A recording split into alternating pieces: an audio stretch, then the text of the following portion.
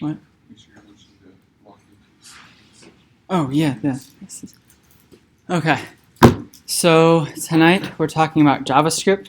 I'd like to remind you to go do our attendance thing on the website, just because then you can also see these slides.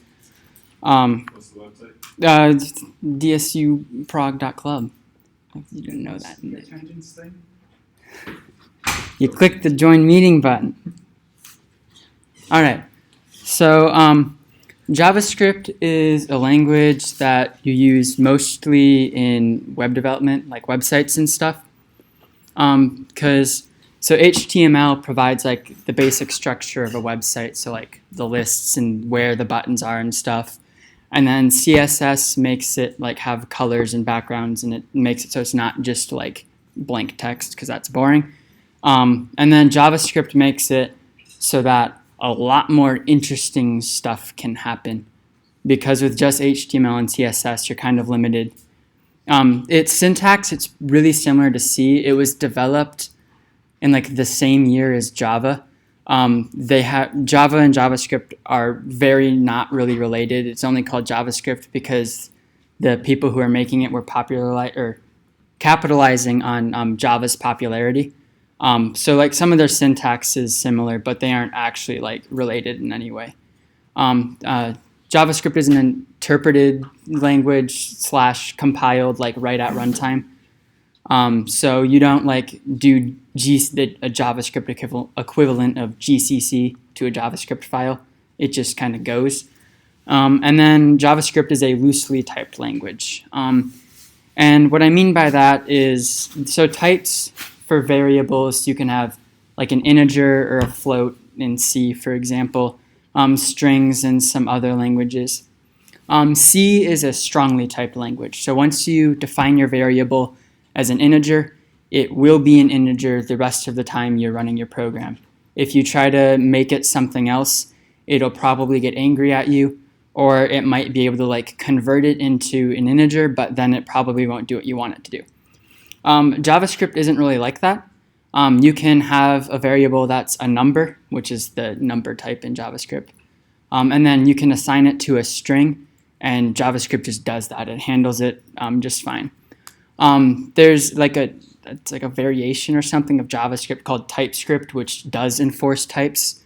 It can make writing bigger things easier, but we're not really going to talk about that. So here's a rough example. On the top is this is C. I have an integer and then a string, and then I try to set them equal, and it doesn't work.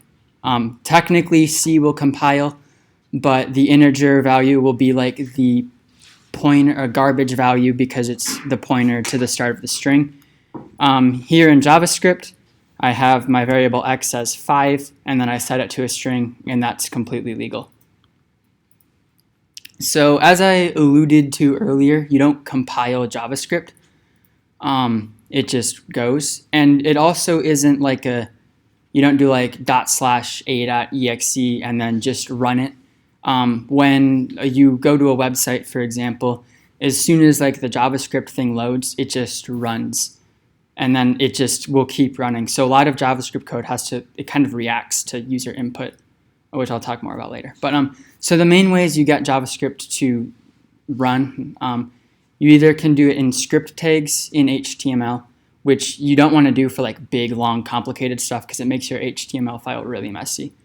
So then what you can do is import it, kind of like a CSS style sheet. You can just reference your file, and then it'll load it in your HTML anyways. And then you can do Node.js, which is JavaScript, but you don't need a website for it. So when I do an example at the end of this, it's all in Node, because then I didn't have to like make an HTML file and run it in the browser. It'll just run in my console. So this is roughly how you do it. I have spaces in between my tags after the like less than and greater than, because I needed it to render. The way this works is it was like actually interpreting the HTML. Don't do that in real HTML. It won't work. But so the top one there it's just in a script tag, some simple JavaScript. And then the bottom one is how you would do it if you had like a really big long file. You could just import it that way. So then another thing is JavaScript is an object-oriented language like C# would be as an example of. I see you smirking there, Nick. So basically in JavaScript, everything is an object. So an array has methods and, man, now I don't remember what they're called. I'm going to call them variables. That's not what they're actually called, but properties. Thank you. That's what they are.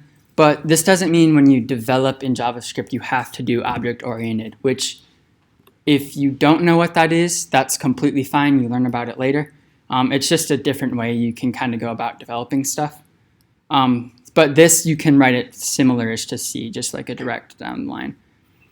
So in C, if I wanted to get the length of a string, you would import your string.h header, and then you would call this string length function, which does some stuff and it returns the length of your string. In JavaScript, you access length as a property of your string. So in this example, line is my string. I didn't define it in this code snippet, but it's there. So line.length is accessing the length property of my string. So this is how a lot of JavaScript stuff works. Is you do it more methods instead of calling like overhead JavaScript functions like you would in C. Okay, I feel like that went super fast. I wasn't planning on it to be that fast. I talk fast. Any questions? There's also the questions thing on the website that if Nick and Nick aren't monitoring right now, they're probably about to. Yeah. So if you have a question, please ask it. Okay, I'm going to move on and try to talk slower. Okay, so syntax of JavaScript. It's very similar to C. So in C, when you do a for loop, it's the exact same thing in JavaScript. Ifs and else statements, it's the same thing. Accessing an array works the same. There's 0 indexed arrays, not 1 indexed like some languages.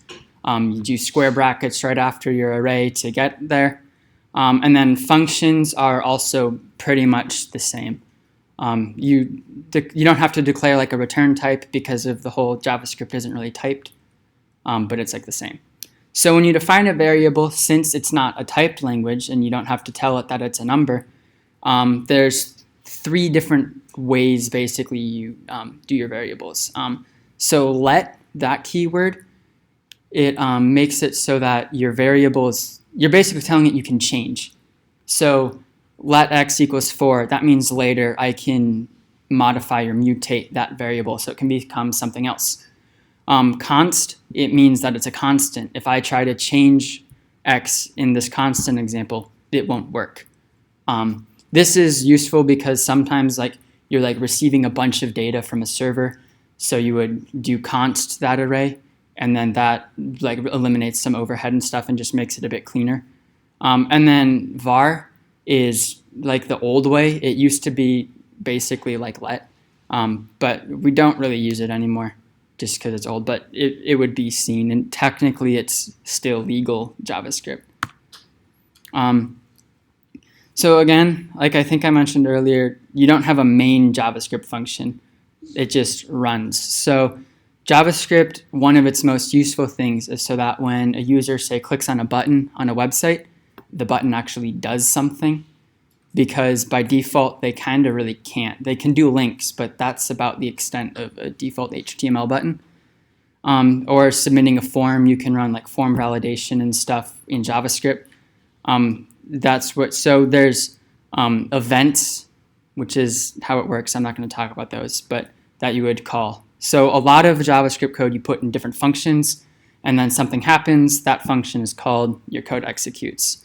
So it doesn't really just go and do stuff. I mean, it can, but that isn't usually what you would use JavaScript for. So arrays are a bit more versatile in JavaScript than they are in C.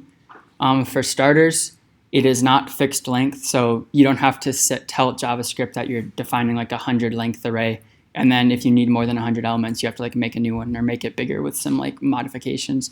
It just can get bigger. You just add stuff to it whenever you want to. And then you can also put different types in it. So In C, if you do an integer array, they all have to be integers. If you try to put something else in there, it's broken. In JavaScript, you can have an array with like some numbers and then some strings, maybe some booleans, because a boolean is an actual type in JavaScript, stuff like that. So quick example, you initialize an array with square brackets instead of curly brackets in JavaScript. And then console.log is basically like printf. It just prints things.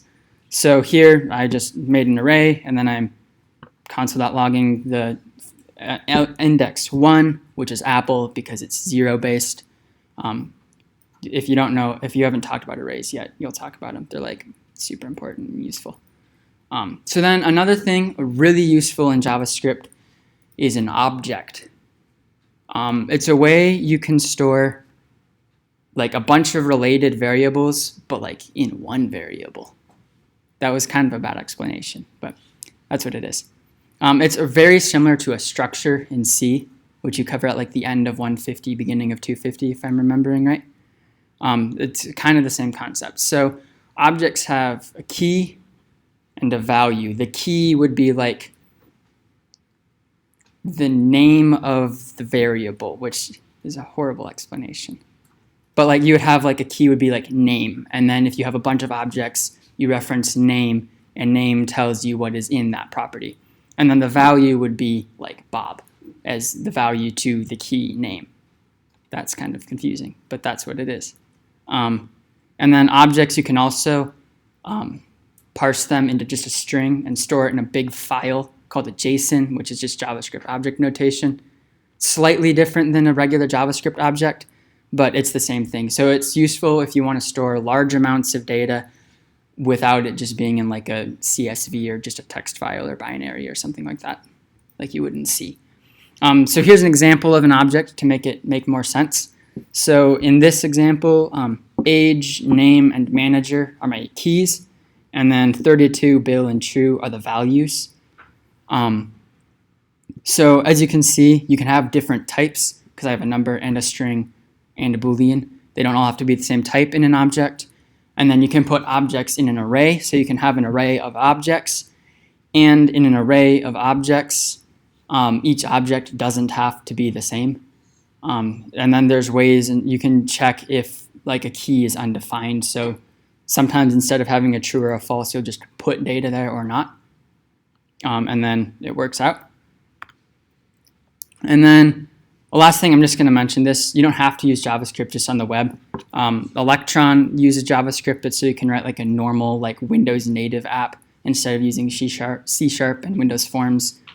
You can create mobile apps, probably with more things, but with React Native. Snapchat Lenses uses JavaScript and then like a weird custom AI thing. Or not AI, API. They're different.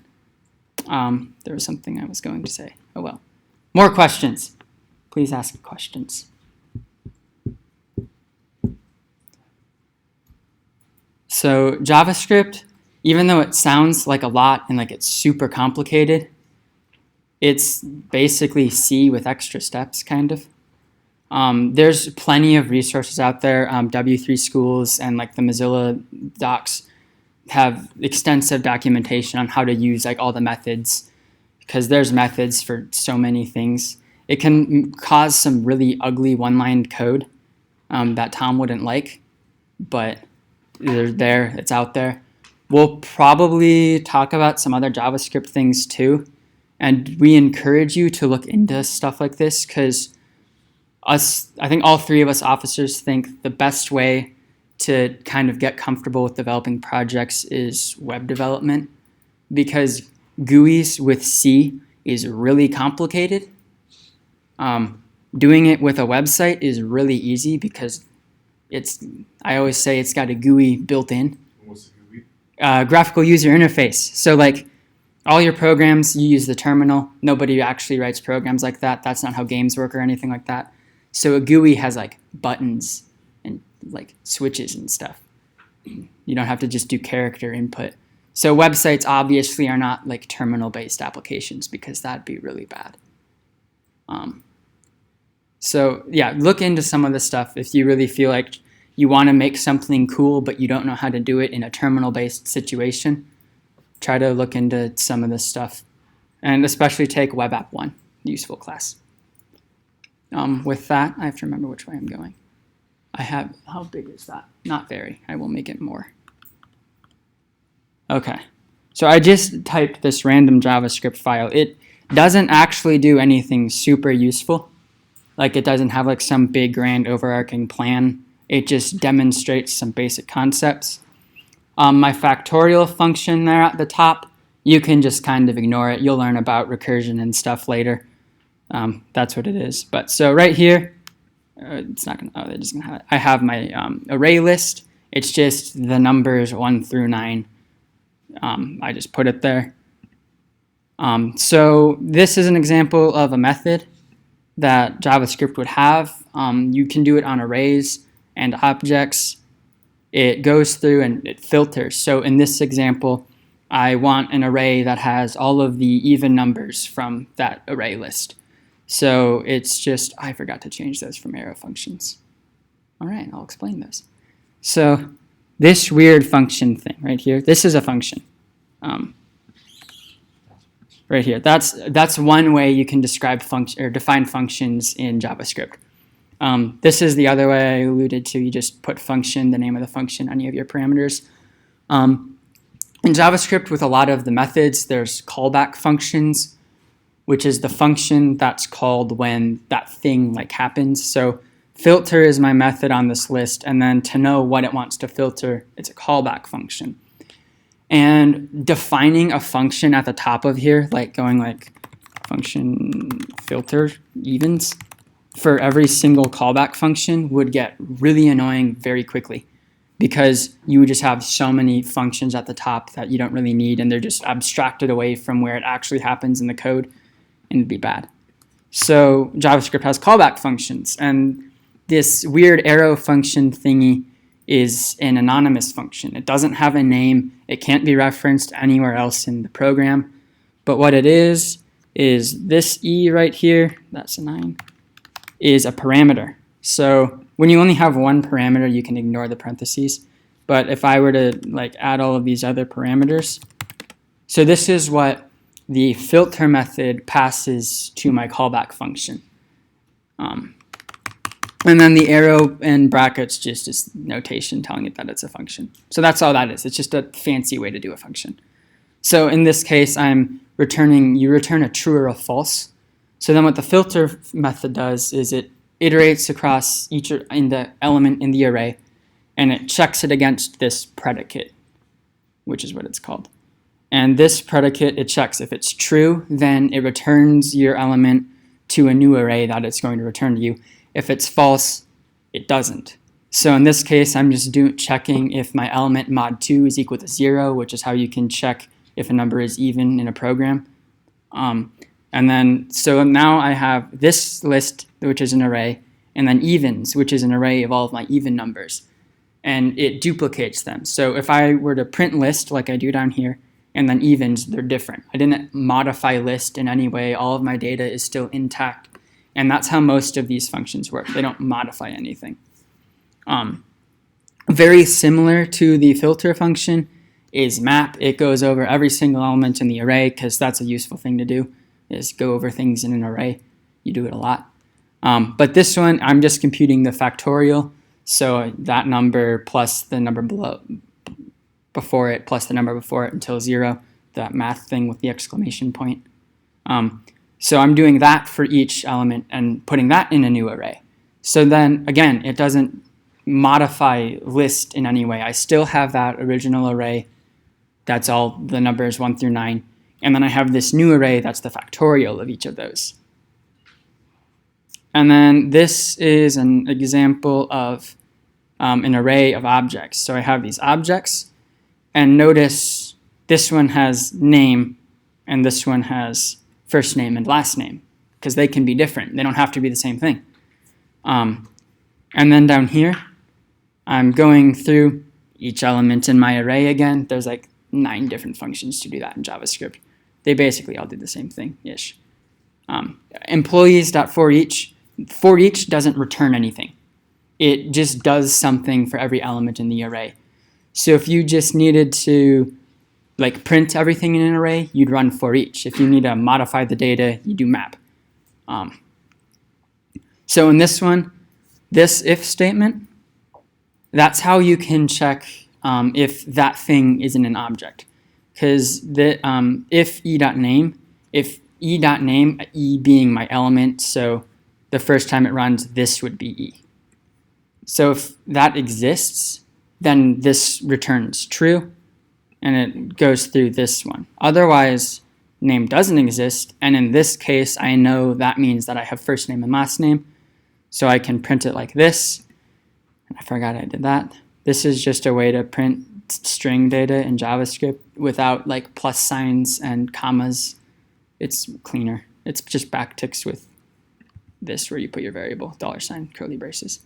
And then I'm printing the manager. So then, and then this is how you would string this object into, so you could save it as a JSON. Oh, this is super tiny. Please be the make bigger button. All right, so like I said earlier, I'm using Node. You can install it however we told you would install Git last time with like Chocolatey or Homebrew if you're on Mac or the normal Linux way.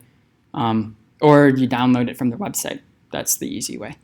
And it just runs JavaScript natively.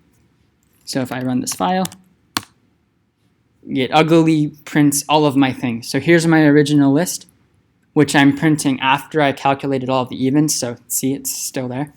Then here are all of my even numbers. Here are all the factorials. Here it printed each of these like I told it to. And then here's that object as a string just because I wanted to print it because it's a little bit different.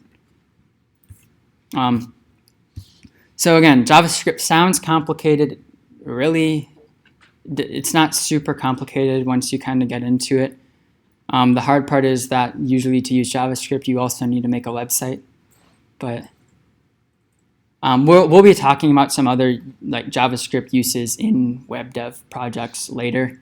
Because like I said, we all think it's a really good way to do projects. So still, if anybody has any questions, please ask them. You can also ask us if you don't want to ask it during this meeting, either in front of everybody or in front of everybody, but anonymously via the website. Just like Slack one of us or something. We'd gladly answer questions. But other than that, I think that's all. Next, we never figured out what we were doing next week like we wanted to.